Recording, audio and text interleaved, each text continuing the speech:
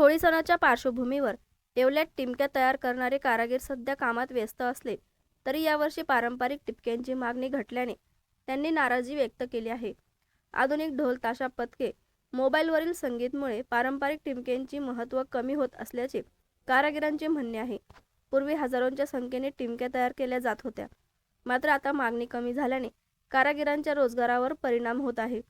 नव्या प्रकारच्या वाद्यांमुळे पारंपरिक कलेसमोर अस्तित्वाचा प्रश्न निर्माण झाला आहे. आम्ही टुमक्या होळी निमित्त टुमक्या बनवतो. आम्ही आमच्या वडिलापासून चालू आजोबा पणजोबा हे बनवतात. होळी या सणाला आम्ही प्रत्येक सणाला टुमक्या बनवतो. जिथं हजारोनी बनवायचो, आता 200-300नीच बनवतो.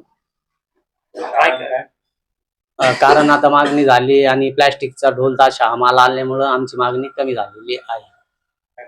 कच्च्या माल आम्हाला लय महाग भेटतो, त्यामुळे यावेळेस होळीची टुमक्यांची किंमत वाढती राहील. बाबूलाल रंगनाथपुरे. प्रत्येक होळी सणाला आम्ही टिमके बनवतो. लहानपणापासून बनवतो सारे. आता टिमक्याला मागणी कमी झाली, आता काही एवढा धंदा नाही तर कमी करून टाकेल सारे.